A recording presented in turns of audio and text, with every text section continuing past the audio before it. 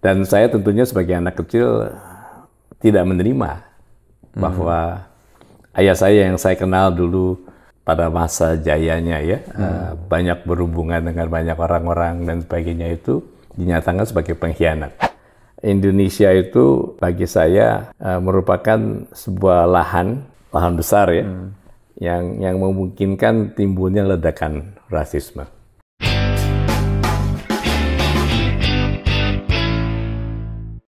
Selamat pagi, siang, sore, malam, dimanapun penonton berada. Saat ini saya berada di mana Pak tadi Pak? Lysterfield. Di Lysterfield, di Melbourne, Tenggara, ya. bagian tenggara di kota Melbourne. Dan kebetulan saya berada di kediaman Bapak Xiao Tiong Jin. Siapakah beliau? Nanti kita langsung tanyakan. Dan mengapa saya berada di sini untuk mewawancara beliau, kita akan tahu dalam wawancara yang kita akan saksikan berikut ini. Selamat malam Pak, terima kasih sudah diterima di rumah Bapak. Selamat malam. Ini sebuah kehormatan Pak. Selamat malam. Bapak bisa ceritakan Pak, Bapak ini siapa sebetulnya? Mungkin kalau saya sudah mengenal Bapak dan mungkin ada juga orang yang sudah mengenal Bapak, tapi mungkin ada banyak orang yang belum mengenal Bapak. Bisa diceritakan Pak? Sulit ya menjawab pertanyaan siapa saya. Sebenarnya saya orang Indonesia yang belajar di Melbourne. Tentunya nanti ada sejarahnya kenapa saya ada di Melbourne. Nah, terpaksa pada waktu itu untuk meninggalkan Indonesia karena situasi politik. Belajar di Melbourne karena dibantu oleh seorang paman, jadi mendapat beasiswa keluarga begitu. Sampai selesai sekolah, dan setelah sekolah saya memutuskan untuk tinggal di Australia, menjadi warga negara Australia, tapi tetap mencintai Indonesia. Kemudian bekerja di beberapa perusahaan, sempat menjadi eksekutif dari perusahaan Jepang. Lalu saya ambil keputusan untuk mendirikan usaha sendiri. Jadi sejak tahun 2002 sampai sekarang saya menjadi pengusaha di bidang telekomunikasi sendiri. Jatuh bangun sebagai pengusaha. Terakhir pandemi Pak ya? Apalagi setelah pandemi. Ya. Jadi itu saya kira singkatnya. Jadi tetap kalau ditanya, ya saya orang Indonesia. Statusnya udah warga negara tapi secara Australia, tapi secara jiwa raga masih Indonesia. Nah ini Pak, di depan kita ini pemirsa ini ada beberapa buku. Buku ini juga yang sebetulnya mengantarkan saya untuk ketemu beliau. Dipanggilnya Pak Jin biasanya Pak ya? Ya, macam-macam. Biasanya dipanggil apa Pak? Tiong Jin, Pak Jin, ya, Pak Jin, Pak Xiao, apa saja. Pak Xiao aja ya. Ya saya ketemu Pak Xiao ini ya diantaranya karena buku ini juga. Jadi ini adalah buku Xiao Giok Chan, nanti akan ada di layar, Bicultural Leader in Emerging Indonesia. Nah ini bicara tentang ayahanda dari Pak Xiao. Ini ayahanda Pak Xiao ini kalau boleh cerita sedikit adalah orang yang tidak mungkin orang Indonesia tidak kenal pada masanya mungkin ya. Tidak mungkin. Karena beliau adalah pemimpin dari Baperki. Baperki itu adalah sebuah organisasi yang pada akhirnya dapat mempersatukan keragaman Tionghoa di Indonesia pada tahun 50-an hingga 60-an dalam kancah sosial politik Indonesia saat itu yang tidak mudah. Dan beliau ini adalah pimpinan dari Baperki sehingga bisa dibilang simbol yang mempersatukan keragaman Tionghoa saat itu. Namun sayangnya, sejarah saat itu membawa pada situasi di mana etnis Tionghoa berada pada posisi sulit, terutama ketika dikaitkan dengan isu komunisme. Karena beliau adalah pemimpin nomor satu, tentu terkena imbas dari kondisi sosial politik saat itu. Nah, tadi Pak Xiao sempat bilang mengenai migrasinya ke Australia itu berkaitan dengan situasi politik di Indonesia. Nah itu Pak bisa diceritakan Pak, sosok ayahanda ini dan bagaimana dampaknya ke Bapak sebagai seorang pribadi dan tumbuh sampai sekarang. Iya.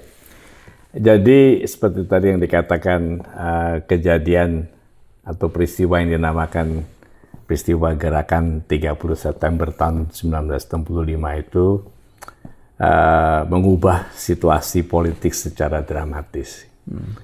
Orang-orang yang tadinya berada dalam satu kekuatan politik yang bisa dikatakan menang ya di atas angin, dalam waktu sekejap mata berada di posisi kekuatan politik yang kalah. Jadi perubahan dramatis ini mempunyai imbas terhadap keluarga kami. Jadi ayah saya yang kebetulan aktif di bidang politik, menjadi tokoh nasional pada waktu itu, dianggap berada di dalam golongan kiri yang perlu diganyang. Jadi dari tanggal 4 November 1965 sampai Agustus 78 dia ditahan ya sebagai tahanan politik. Tentunya dengan sendirinya anak-anaknya atau sanak saudaranya semua masuk dalam kategori tidak bebas dari G30S/PKI pada waktu itu dicanangkan oleh pemerintah. Nah, kami beruntung kebetulan hanya tinggal 2 anak yang tinggal pada waktu itu ya, sejak tahun 68. Beruntung masih bisa bersekolah karena dibantu oleh keluarga. Tetapi untuk bisa masuk ke universitas setelah lulus SMA, tentunya agak sulit ya. Ini di Indonesia ya? Ini di Indonesia. Jadi ada usul dari paman saya yang sudah bermukim di Australia untuk dibawa ke sana oleh beliau. Itu yang menyebabkan saya pada waktu itu ayah masih di penjara untuk bersama adik saya pindah ke Australia untuk belajar. Nah, dulu pada pembicaraan saya sebelumnya dengan Pak Xiao ini, hal yang menarik adalah Bapak kelahiran tahun 50-an Pak ya? 56. 56. Jadi ketika peristiwa tahun 60-an yang kabarnya kita sebagai pembaca sejarah ya, bukan yang mengalami sejarah itu, adalah masa-masa yang sulit. Dalam tidak hanya sosial politik tapi ekonomi juga sulit, semuanya sulit lah. Nah, Bapak bisa dibilang kan melihat Pak situasi itu ya. Mungkin sebagai anak kecil. Sebagai anak kecil. Dan kebetulan ayahanda beliau dulu dipanggil apa Pak? Pak Xiao juga. Pak Xiao juga ya. Xiao senior ya. Xiao senior karena tokoh yang sangat dituakan mungkin ya, yang sangat dijunjung sebagai representasi dari Tionghoa Indonesia yang kebetulan saat itu secara politik dan ekonomi juga kuat Pak ya.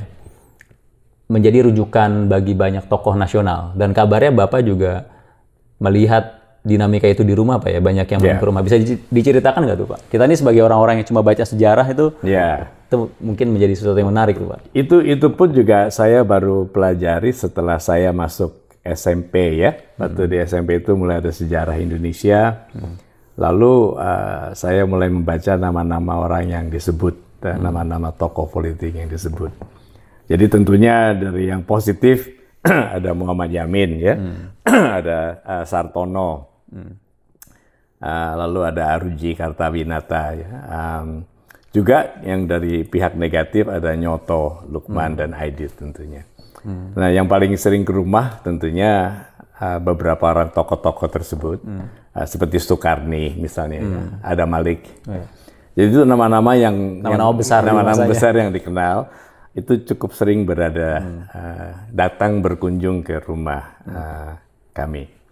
Jadi saya pada waktu itu masih kecil, tentunya cukup sering menggerecoki para tokoh ini kalau mereka datang untuk berbicara.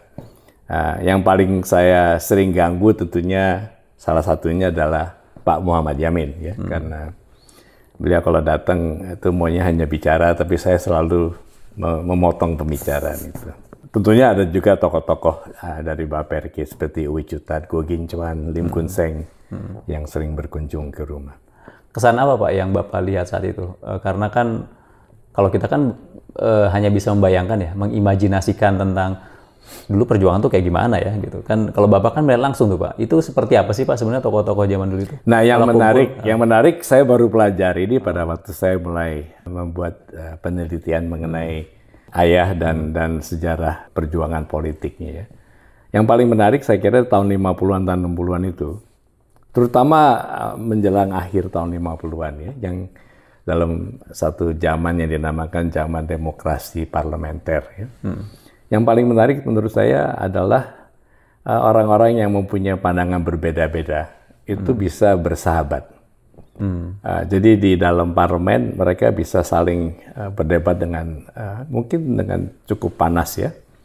Tapi di luar parlemen ternyata mereka bisa bersahabat. Nah, contohnya salah satu orang yang sering ke rumah itu adalah orang yang namanya Sunario, ya, Menteri Luar Negeri pada waktu itu. Sunario itu adalah seorang yang paling ingin supaya orang Tionghoa di Indonesia itu menjadi warga negara asing. Itu yang menjadi musuh utama dari Seok Yeok-chan di dalam parlemen tentunya. Tapi secara pribadi, mereka ternyata sering berkunjung dan sering bercakap-cakap secara bersahabat. Itu yang menarik.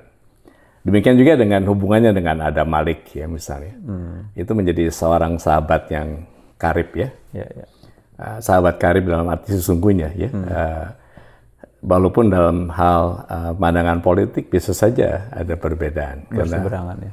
Tidak terlalu berseberangan karena memang Murba itu merupakan salah satu anggota dari fraksi yang dipimpin oleh Seok Yeok-chan di parlemen. Tapi di zaman 60-an, jadi setelah menjelang 65, Murba itu kan dijadikan semacam musuh politik dari gerakan Soekarno, ya. Dan ayah saya termasuk salah satu yang menentang untuk ikut serta dalam mengganyang Murba. Jadi Soekarni misalnya dan Adam Malik masih tetap bersahabat. Nah, ini pelajaran sejarah yang mungkin bagi banyak di antara penonton, ya, perlu baca-baca lagi nih sejarahnya, detailnya gimana. Tadi banyak nama-nama tokoh yang muncul, juga dinamika yang mungkin kalau di buku sejarah tuh kita nggak bisa baca, ya. Nah, ini juga menarik, Pak, mengenai buku sejarah, ya. Karena saya adalah generasi yang lahir dari sejarah yang dinarasikan oleh Orde Baru, di mana banyak di antaranya yang tertutup, gitu, ya. Dan untuk bisa memahami apa yang terjadi di masa lalu, mungkin bukan secara jernih, ya, tapi secara terbuka mungkin, ya. Secara terbuka, secara berkeadilan gitu. Artinya pihak-pihak yang terlibat dalam sejarah juga memiliki kesempatan untuk bercerita. Nah, kami itu generasi yang tidak bisa melihat itu karena literatur yang terbatas dan lain-lain. Ini saya coba kontekskan, ya. Buku ini adalah hasil dari tesis atau S3 riset Pak Xiao di Monash tahun 90-an, dan kemudian akhirnya dibukukan dan terbit dalam bahasa Indonesia dan dalam bahasa Inggris dan juga bahasa Tionghoa sebenarnya, dan juga dalam bahasa Tionghoa. Jadi ada 3 bahasa. Jadi buat mereka yang belajar tentang ketionghoaan, mungkin buku ini adalah buku wajib untuk tahu tentang Baperki, tentang Pak Xiao senior, ya, dan kiprahnya saat itu. Nah, ini Bapak sendiri melihat gimana, Pak, dengan ketertutupan sejarah kita di masa lalu, terus Bapak sebagai peneliti, dan apa persinggungan semua itu dan sehingga menghasilkan buku ini yang Bapak alami sebagaimana? Pertama dari segi pengertian sejarah yang sesungguhnya. Jadi salah satu obsesi saya, ya, menulis buku ini atau melakukan riset mengenai perjalanan politik Seok Yeok-chan adalah karena pada waktu saya di SMP dan SMA, itu pengertian orang yang masuk penjara sebagai tapol adalah momok, ya, musuh negara. Bahkan dalam diskusi-diskusi, tentunya tidak dalam bentuk diskusi seperti di sini, ya, tapi pengajaran kelas civic, ya, dulu ada pelajaran yang namanya civic. Itu dinyatakan sebagai pengkhianat, ya, pengkhianat negara. Dan saya tentunya sebagai anak kecil tidak menerima bahwa ayah saya yang saya kenal dulu pada masa jayanya, ya, banyak berhubungan dengan banyak orang-orang dan sebagainya, itu dinyatakan sebagai pengkhianat. Walaupun tidak disebut sebagai pengkhianat oleh guru saya di kelas. Dan itu lalu menjadi obsesi saya untuk mempelajari apa sesungguhnya latar belakang definisi pengkhianatan ini. Dan itu saya peroleh dari kebetulan waktu 3-4 tahun begitu, ya, di mana saya berkesempatan untuk bertemu dengan ayah saya di penjara secara berkala. Jadi setiap minggu saya bisa bertemu. Dan pertemuan itu cukup bebas, ya. Jadi setiap minggu 1 jam saya bisa bicara. Dan itu saya banyak menginterview dia secara tidak langsung apa yang dia sebenarnya lakukan. Dari situ pulangnya, kebetulan ibu saya itu adalah seorang yang sangat rapih, ya. Jadi dokumentasi itu dikumpulkan oleh ibu saya dengan sangat baik. Foto atau tulisan? Tulisan-tulisan, pidato-pidato, buku-buku, itu ada semacam seperti perpustakaan begitulah. Dan mudah bagi saya untuk mencari, oh kalau mau baca pidato-pidatonya itu adanya di satu kelompok begitu ya. Kebetulan ada notulen Sampai sekarang masih ada? DPR. Di rumah, yang di sini ada, tapi yang di rumah tentu notulennya udah nggak ada. Terlalu berat untuk saya bawa ke sini. Oke. Nah itu di situ lalu saya baca pidato-pidatonya. Ya. Nah dari situ lalu saya pelajari bahwa pengertian pengkhianatan itu sama sekali tidak benar. Dan inilah yang kemudian saya kira perlu ditonjolkan. Jadi waktu saya datang ke sini itu saya mempunyai keinginan untuk menulis semacam biografi. Ya. Ini waktu Bapak umur 18 tahun? Jadi waktu itu udah 19 tahunan. Ya. Waktu udah tingkat 1, tingkat 2 di universitas. Dan di situ kebetulan saya aktif di PPI ya, di mana ada beberapa anak-anak jenderal yang menjadi aktivis PPI yang saya kenal baik juga. Dari situ lalu saya mulai mempunyai keinginan besar untuk menulis biografinya. Nah itu baru terwujud setelah saya sebenarnya puluhan tahun kemudian ya, setelah saya bertemu dengan Dan Lev dan Herb Feith. Disitulah dia bilang, kalau mau nulis secara objektif, masuk aja ke bidang PhD begitu ya. Jadi berbentuk semacam riset. Tapi itu berselang cukup lama kan berarti? Berselang cukup lama. Dari ambisi awal sampai akhirnya terwujud. Iya. Jadi itulah yang menyebabkan saya menulis ini. Dari segi itu ya, itu dari segi perspektif. Dari situlah saya baru tahu bahwa sejarah yang ditulis dan dipelajari oleh siswa di Indonesia itu merupakan sejarah yang tidak banyak tidak berdasarkan fakta sesungguhnya. Jadi ada pepatah bahwa sejarah itu ditulis ya oleh si pemenang itu menjadi kenyataan di situ. Jadi memang generasi muda, apalagi selama 32 tahun di zaman Orde Baru, itu sama sekali dikelabui ya. Jadi ada pernyataan dari beberapa tokoh Ariel misalnya pernah menyatakan bahwa peristiwa G30S dan penumpasannya itu merupakan hoax ya, hoax yang dikelola dan didorong oleh pemerintah sah, sehingga timbul apa yang namanya pembantaian, pembunuhan massal, penangkapan massal, persekusi massal, ya, semua yang bisa dikategorikan sebagai kejahatan negara. Jadi dari segi perspektif sejarah saya kira begitu. Ya, terus kenyataannya sampai sekarang komunisme kan masih dilarang, Marxisme dan Leninisme masih dilarang di Indonesia.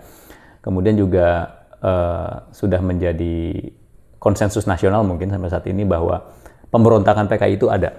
Jadi mungkin kita tidak akan bicara mengenai itu ya, perdebatannya mungkin yang sangat panjang sekali. Tapi ekses dari yang kita sebut dengan pemberontakan G30S itu berdampak banyak ya, termasuk pembantaian dan lain-lain. Yang rekonsiliasinya kan masih terus dibicarakan dan kabarnya juga belum selesai sebetulnya dari aspek itu. Terlepas dari itu Pak, sebagai anak dari seorang tokoh politik yang sangat penting di masa itu, tentunya kan Bapak juga melihat bagaimana, kalau bahasa seremnya mungkin ya, penderitaan lah. Bahkan ayahanda itu kan dulu terlibat secara langsung ya, sebagai pernah menjadi menteri juga, pernah ya selain memimpin Bapperki, terlibat langsung lah dalam perjuangan pembentukan negara Kesatuan Republik Indonesia. Hingga akhirnya disituasikan seperti itu dan terakhir di Belanda ya, di Belanda. Nah itu gimana tuh Pak? Pernah ngobrol, ada kekecewaan dari orang tua atau apa yang di buku sejarah nggak ada ya, tapi mungkin Bapak sebagai seorang putranya yang bahkan bisa menuliskan buku ini punya cerita tentang itu nggak Pak? Tentunya nggak bisa tidak, pasti ada kekecewaan ya. Tapi yang saya kagumi, karena saya berkesempatan juga banyak bicara dan ngobrol setelah dia keluar dari penjara, apalagi pada waktu dia udah di Belanda, itu tidak ada dendam. Jadi yang menonjol tekadnya untuk mempertahankan konsepsi yang dia lahirkan ya, selama perjuangan politiknya itu dipertahankan sampai akhir hayatnya ya. Jadi dia bisa dikatakan meninggal dalam fase perjuangan karena dia itu meninggal beberapa detik ya atau menit sebelum dia berceramah mengenai kegagalan sejarah Indonesia di Universitas Leiden tahun 81. Jadi dari segi itu saya kira tidak ada dendam. Dia masih tetap mencintai Indonesia. Dia tentunya kecewa dengan apa yang Soeharto telah lakukan ya untuk Indonesia, dan itu yang dia perjuangkan untuk ditentang. Dia mengajak komunitas Indonesia yang ada di Belanda pada waktu itu untuk melakukan tindakan protes ya terhadap kelaliman dan penyelewengan undang-undang yang dilakukan oleh rezim Soeharto. Keyakinan apa Pak yang tadi Bapak bilang konsepsi? Itu konsepsi apa yang diperjuangkan oleh ayahanda waktu itu Pak? Jadi selama perjuangannya itu terutama sejak zaman demokrasi parlementer, tentunya yang paling dijunjung adalah demokrasi ya. Jadi Indonesia itu bagi dia merupakan sebuah negara yang harus menjunjung tinggi demokrasi. Kedua, yang berkaitan dengan hak asasi manusia. Jadi Indonesia harus menjadi negara sebagai penanda tangan the Universal Declaration of Rights, ya, Human Rights, itu juga harus menjadi negara yang menjunjung tinggi diperlakukannya adanya human rights ya, di Indonesia. Dan ketiga tentunya yang berkaitan dengan hubungan antara Tionghoa dan nation Indonesia, ya. Jadi dia sangat mendukung paham integrasi, ya, di mana suku Tionghoa baginya itu diterima sebagai bagian yang tidak terpisahkan dari nation Indonesia tanpa harus menanggalkan ketionghoaannya. Yang keempat mungkin yang sekarang ini sering menjadi perdebatan adalah keinginannya diadakannya semacam sebuah sistem ekonomi di mana kapitalisme dan sosialisme itu dikawinkan.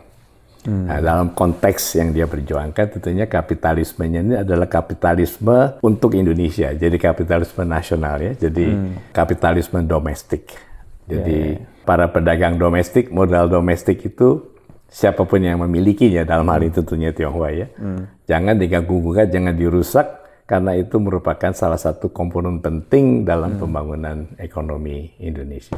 Nah, itu yang dia pertahankan sampai akhir hayatnya. Ya, karena mungkin perlu konteks juga. Kita pernah tahu Ahmad Assad dulu Pak ya.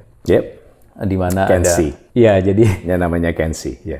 Jadi ada pertempuran pemahaman lah di parlemen, juga di pemerintahan, bagaimana kapital yang dimiliki oleh tidak hanya Tionghoa sebetulnya kan, Belanda juga. Kemudian Belanda pergi, Tionghoa ternyata. Tapi terutama yang dituju adalah Tionghoa. Akhirnya kemudian belakangan Tionghoa, di mana perlu ada redistribusi kapital kalau tidak salah ya, ke yang disebut dengan saat itu masih ada dikotomi pribumi non pribumi ya, karena memang masalah kewarganegaraan belum tuntas saat itu kan. Nah, tapi karena masalah itulah, tadi konteks berkaitan yang tadi untuk menjelaskan konteksnya, Xiao senior ini memperjuangkan bahwa kapital yang dimiliki oleh Tionghoa adalah milik Tionghoa. Sehingga milik nasional. Maksudnya milik Tionghoa, tapi juga bagian dari nasional, dari kapital nasional yang menjadi kepentingan bersama. Tapi tidak perlu diganggu-gugat sehingga diredistribusi atau dan lain-lain dengan kebijakan-kebijakan yang sebetulnya malah tidak adil mungkin Pak ya. Sebenarnya ya dipaksa untuk hilang dan ditransfer ke yang namanya pedagang pribumi. Itu yang terjadi karena ada juga PP 10 yang intinya adalah membatasi bisnis yang dikaitkan dengan ketionghoaan ya. Dan ini yang baru-baru ini muncul ya, dengan lagi. pernyataan Yusuf Kalla ya mengenai. Muncul lagi dan itu adalah narasi yang terus berulang sebetulnya. Karena itu yang paling gampang, paling empuk. Nah, ini Bapak ternyata kan dari kejauhan ini udah lama tinggal di Australia, tapi masih terus mengamati yang terjadi di Indonesia nih Pak ya. Bagaimana Bapak melihat perjalanannya tentang ketionghoaan ini Pak di Indonesia? Apakah tentu kita berharap semakin baik ya, tapi Bapak sendiri dari kejauhan melihatnya bagaimana nih? Saya kira positif ya. Jadi dan untungnya kepositifan ini didukung oleh kebijakan para pemimpin nasional yang sekarang berkuasa. Jadi saya melihat Jokowi ya dan banyak pimpinan pemerintahan sekarang ini mendukung dan menjunjung apa yang namanya pluralisme, ya, keberagaman. Itu sangat baik, sangat positif. Dari segi hukum, saya lihat juga bisa dikatakan apa yang diperjuangkan oleh Pak Perky tentunya sudah hampir semuanya tercapai, ya. Jadi sebenarnya ada undang-undang yang bisa menghukum orang yang melakukan tindakan rasisme sebenarnya, ya. Walaupun itu tidak pernah terjadi dan rasisme tetap berkembang. Tetapi yang paling mengkhawatirkan sekarang ini ada komponen-komponen lain yang di pihak oposisi yang menginginkan SARA itu, ya, jadi sandaran untuk menggunakan rasisme sebagai dasar, itu dasar perjuangannya itu berkembang. Dan ini yang berbahaya sebenarnya, karena memang Indonesia itu bagi saya merupakan sebuah lahan besar, ya, yang memungkinkan timbulnya ledakan rasisme.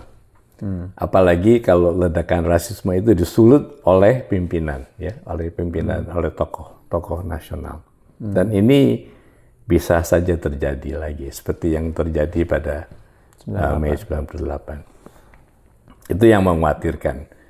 Dan itu memerlukan komitmen dari tentunya semua pihak, ya, untuk tidak kembali ke arah sana. Tapi kalau kita lihat narasi-narasi dari pihak oposisi ternyata menuju ke sana. Pak, ini saya coba flashback lagi nih. Kalau seandainya ayah Anda itu hidup sekarang, masih hidup gitu, ya, lihat Indonesia sekarang kira-kira gimana, Pak? Kira-kira dengan tentu berandai-andai juga nggak ada gunanya, tapi kan ayah Anda pernah punya mimpi, kan? Pernah punya mimpi Indonesia yang seperti apa gitu. Ya, jadi menurut saya dia mempunyai hak untuk tersenyum, ya, karena banyak yang dia perjuangkan, yang dia inginkan itu mulai terwujud. Jadi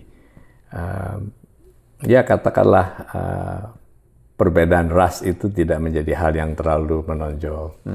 Setiap orang, walaupun ada rasisme di mana-mana, mempunyai kemungkinan untuk belajar, mempunyai kemungkinan untuk berusaha dengan cukup baik. Dan pemerintah, ya, kali ini menunjukkan melakukan tindakan yang kondusif, ya, untuk timbulnya multikulturalisme, ya, atau integrasi secara wajar. Saya kira itu tentunya ada, tapi saya yakin dia tentunya kecewa, ya, dengan adanya korupsi yang merajalela, adanya benih-benih yang benih-benih kehancuran yang bisa menimbulkan kehancuran justru karena apa yang sudah baik ini dikocok, ya, dari segi perbedaan, dari segi politik identitas dan sebagainya. Ya. Dan ini karena kita tinggal di Australia, kita melihat di Australia itu kan dikenal sebagai negara yang menganut multikulturalisme, ya. Yeah. Dan Bapak sendiri melihatnya bagaimana, Pak? Pelajaran apa yang bisa diambil dari Australia? Bahkan mungkin Australia bisa belajar di Indonesia juga dari sejarah kita di masa lalu. Saya kira yang kurang di Indonesia itu adalah kebijakan pemerintah. Di Australia itu multikulturalisme merupakan sebuah kebijakan, jadi dihukumkan, ya. Dan ini yang mungkin Indonesia belum sampai ke sana. Jadi cuma dalam bentuk lip service sekarang ini kalau kita lihat tokoh-tokoh berbicara mengenai pluralisme, ya. Bahkan orang-orang yang sebenarnya anti pluralisme juga berbicara mengenai pluralisme. Tapi tidak ada sanksi-sanksi hukum misalnya bila mana rasisme atau sesuatu yang menghancurkan pluralisme itu dilakukan. Nah, itu yang saya kira perlu ditingkatkan, dilembagakan, dijadikan sebuah kebijakan pemerintah dari atas sampai ke daerah-daerah. Nah Pak, ini dari buku ini Pak, apa yang Bapak temukan paling menarik dan paling memukul Bapak secara pribadi lah? Yang paling berkesan? yang paling berkesan saya kira adanya seorang tokoh ya dari kelompok yang dinamakan minoritas yang bisa berkembang dan menjadi seorang pemimpin yang efektif. Jadi kalau kita lihat ya, dia berhasil meninggalkan ketionghoaan dalam hal tujuan perjuangan utamanya itu. Jadi menjadikan tujuan perjuangan nasionalisme sebagai tujuan utama. Karena bagi dia, keberhasilan perjuangan nasional itu akan menguntungkan secara langsung perjuangan untuk Tionghoa. Jadi dibalik oleh dia. Jadi nasional itu adalah tujuan utamanya, baru Tionghoa dengan sendirinya ikut serta. Ini yang menyebabkan dia menjadi mungkin salah satu politik Tionghoa tidak ada lagi ya di bidang, apalagi di zaman demokrasi parlementer, yang bisa menjadi seorang pemimpin dari sebuah fraksi yang cukup besar di dalam parlemen. Dan fraksi itu terdiri dari orang-orang yang cukup sulit untuk dipimpin ya. Jadi ada Muhammad Yamin, ada Iwa Kusuma Sumantri, lalu ada pihak Murba, ya, ada pihak PIR, ada Gerindra, bukan Gerindranya sekarang ya. Jadi cukup banyak elemen-elemen yang nasionalis, tapi di luar PNI, lalu menghadapi kelompok Islam.